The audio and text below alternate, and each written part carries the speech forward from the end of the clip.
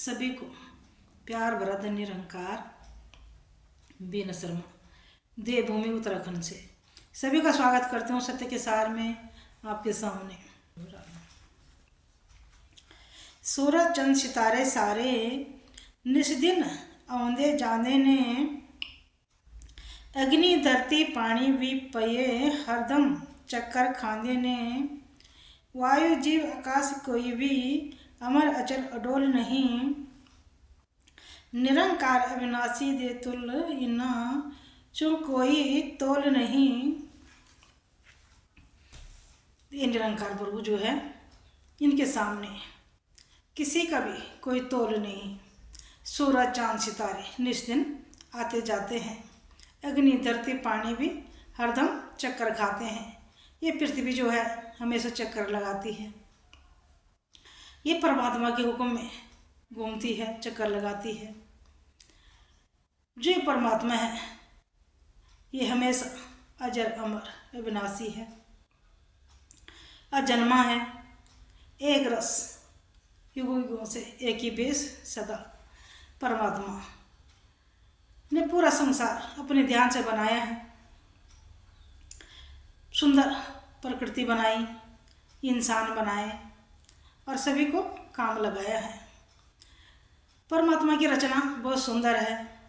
जब हम प्रकृति को देखते हैं, इतने सुंदर फूल, इतने पेड़ पक्षी, तो आनंद आ जाता है परमात्मा की सुंदर रचना से। हमारा दिल जो है गदगद हो जाता है। इंसान बनाए, इंसान की चाल थोड़ा, पैर थोड़ा डगमगा जाते हैं, वो माया की तरफ चले जाता है, परमात्मा की तरफ नहीं आता है।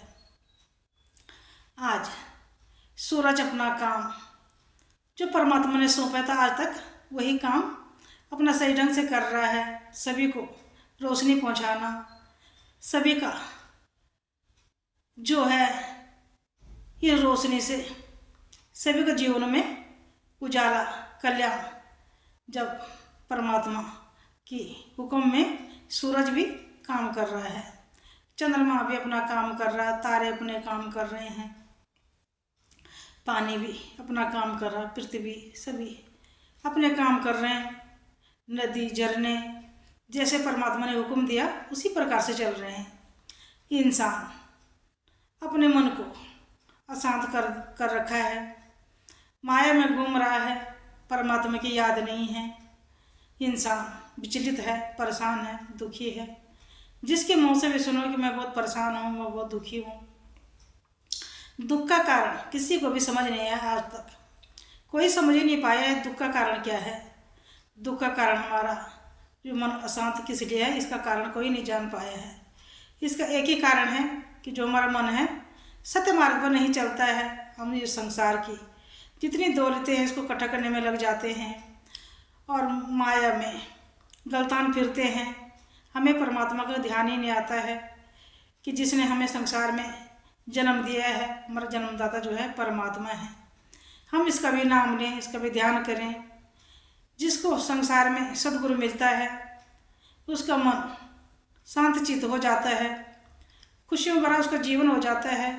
जिसके जीवन में सद्गुरु आता है ब्रह्म ज्ञान द्वारा, ये परमात्मा को जो हाजिर नाजिर हमें दिखाता है सद्गुरु, देख के हम जब भक्ति करते हैं तो ये आत्मा खुश हो जाती है, गदगद हो जाती है, अपनी मूल की पहचान करके झूमने लग जाती है।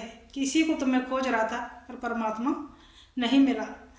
जब तक गुरु नहीं मिला तो परमात्मा नहीं मिल सकता है। हम चाहे कितनी भी भक्ति कर लें, कितने भी भूखे रह लें, परमात्मा की प्राप्ति नहीं हो सकती है।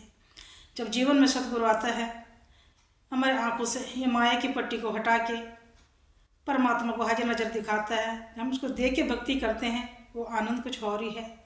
इसको देख के हम भक्ति जब करते हैं तो मन हमारा खुश हो जाता है।